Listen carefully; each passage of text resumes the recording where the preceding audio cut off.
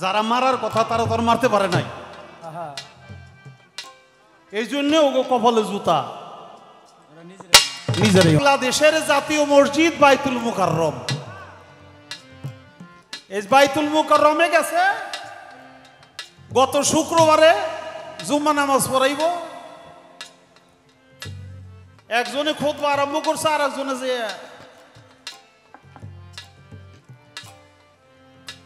খুতবা দিতে চায় তারে কোনো আপ্যায়ন করে নাই বা তাকে বসতে দেয় নাই বা তাকে মাইক দেয় নাই। দুইটা দলে ভাগ হয়ে গেল, উনি হলো আগের খতিব আর এর হলো পরের খতিব। দুই খতিবে তর্ক বিতর্ক লাইগে দুই দলে মারামারি, মারামারি তো অবশেষে 2-4 জুতা তো এই জায়গায় হই।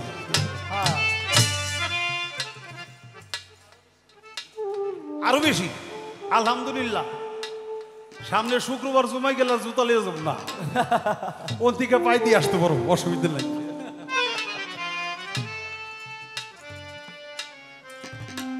একটা কথা কই লতিফ ভাই, লতিফ সরকার, বাংলাদেশে যতগুলি ওলি আল্লাহর মাজার ভাঙছে, এই জুতা তো আমরা যারা মারার কথা তারা তো আর মারতে পারে নাই, এই জন্য ওগো কপালে জুতা নিজেরাই আছে। আমার আল্লাহ তাআলা বলে বুখারী শরীফ ৫ম খণ্ড ৭ম খণ্ড হাদিসে,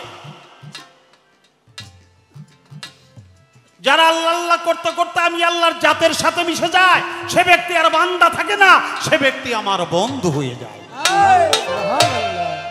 বান্দা মানে গোলাম, বান্দা হইল গোলাম। এই বেটা এটা কর, এই বেটা এটা কর, এই এমন হইল কেন? মনিবার গোলামের পরিচয়টা এরকম না? আর যে ব্যক্তি বন্ধু হয়ে যায় সে ব্যক্তি তার গোলাম নাই। বন্ধু হয়ে গেলে আপনার বাড়িতে পানি এসে পাট তলে যায়, আপনিও কাঁচা দিয়ে নামেন, পাট কাটুন লাগবো। বিয়াই যদি বাড়ি আসে, বন্ধু যদি বাড়ি আসে, আপনি কি কইবেন বন্ধুরে আমার পাট তলে যায়, চল যাই আমার সাথে একটু পাট কাট? না না, প্রয়োজনে আমার পাট কাটা বন্ধু রেখে তলায় গেছে গেছে, ধান তলায় গেছে গেছে, আমার বন্ধু কিভাবে খুশি থাকবে? বন্ধুকে এখানে আপ্যায়ন করতে হবে, বন্ধুর মর্যাদা আলাদা। বন্ধুরে দিয়ে কাম করাইবো না, কামলা দিয়ে কাম করাইবো নাকি? বান্দা হইলো কামলা, আল্লাহর কাম করুন লাগবো, নামাজ পড়ো, রোজা করো, হজ করো, যাকাত দাও। বাচ্চারা, এটা বান্দার কাজ। আর যে ব্যক্তি বন্ধু হয়ে যায়, ওলি হয়ে যায়, বন্ধুর দিয়ে বন্ধু কাজ করায় না, তারে সম্মান দেয়।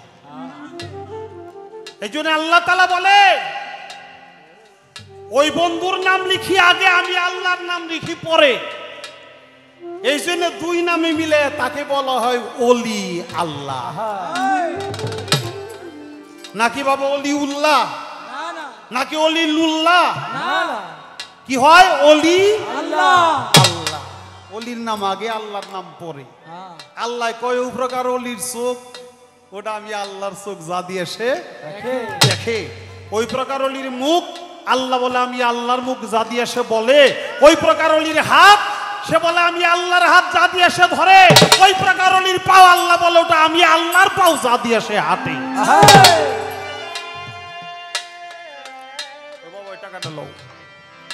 ওই প্রকার অলির সাথে যদি কেউ বিদ্বেষ পোষণ করে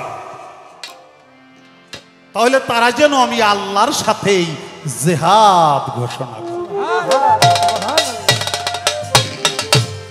আমার এক বাবাজি কথা শুনে 200 টাকা পুরস্কার করেছে, ধন্যবাদ।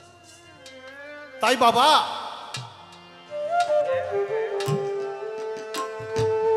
আমার টিপুসা বাবার ছেলে কামাল, সে ভাই জানো 50টি টাকার মাধ্যমে আমাকে আশীর্বাদ করেছে।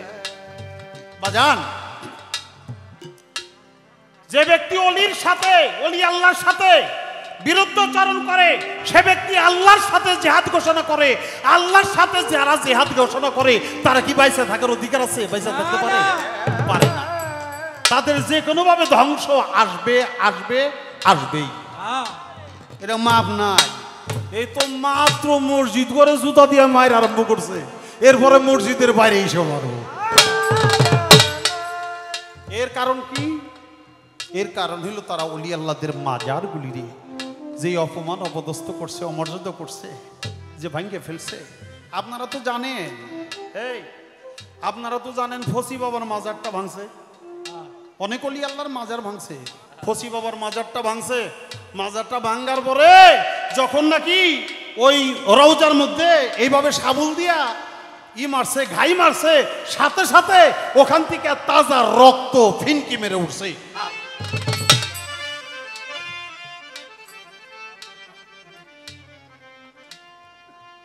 ওলি আল্লাহ তো মরে না, চলে গেছে কতদিন আগে। তার রওজা থেকে রক্ত উঠলো কেমনে? বুসাই বাবার মাজার ভাঙছে, ছাত্রা অর্ধেক ভাঙছে, রওজার মধ্যে বেকু মারছিল, আর বেকু ভুলাইতে পারে না। অবশেষ মিস্ত্রি না, তারপরে বেকু সরাইছে। আলী পাগলার মাজার ভাঙছে, 6 জন অ্যাক্সিডেন্ট হয়ে জায়গায় ডেড। বাবা বসো, বাবা বাবা বাবা বসো, বসো বসো। তাই বাবা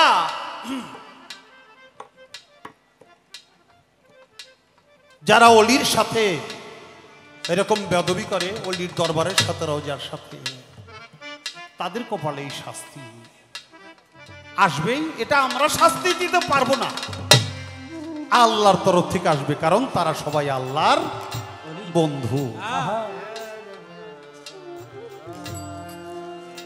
অনুরোধ করে পায়ে হাত দিয়ে অনুরোধ করে বলবো, আর কোন অলি আল্লাহর মাজার আপনারা ভাঙেন না, অপমান অপদস্থ করেন না, তাহলে এই দেশে গজব আসবে, আর এই গজবে আমরাও বাঁচবো না। কারণ একটা পিঁপড়ায় কামড় দিলে ডলা দিয়ে ব্যাগ পিঁপড়ে মেরে ফেলায় নাকি? আল্লাহর গজব যদি আসে তাহলে সেই গজব থেকে আমরাও বাঁচতে পারবো না, আপনারাও বাঁচবেন না, আমরাও বাঁচবো না। তাই আল্লাহর ওলিদের বিরুদ্ধাচরণ করবেন না। আজকে এখানে সারা রাত্র গান করে আগামীকাল বিশ্ববিদ্যালয়, ঢাকা বিশ্ববিদ্যালয় কেন্দ্রীয় শহীদ মিনারে বিকাল 4টায় আমাদের একটা সভা আছে। সেটা হলো আমাদের এই দেশীয় সংস্কৃতি রক্ষার্থে এবং অলি আল্লাহদের মাজার রক্ষার্থে। সেখানে পালা গান যারা করি, বাউল গান, ভাব বৈঠকি গান, যাত্রা, থিয়েটার, নাটক, জারি সারি, পল্লী গীতি, ভাওয়াইয়া, ভাটিয়ালি, নজরুল গীতি, রবীন্দ্রসঙ্গীত যারা করবে, যারা করে, তারা প্রত্যেকেই সেখানে, অনেক শিল্পী সেখানে থাকবো, আমরা উপস্থিত থাকবো বিকাল 4টে থেকে। আপনারাও সেখানে যাবেন। সেখানে আমাদের প্রধান অতিথি ফরহাদ মজহার, উনি উপস্থিত থাকবে, উনি বিশিষ্ট গুণীজন, আরও গুণীজনেরা থাকবে, আপনারা সেখানে আমন্ত্রিত।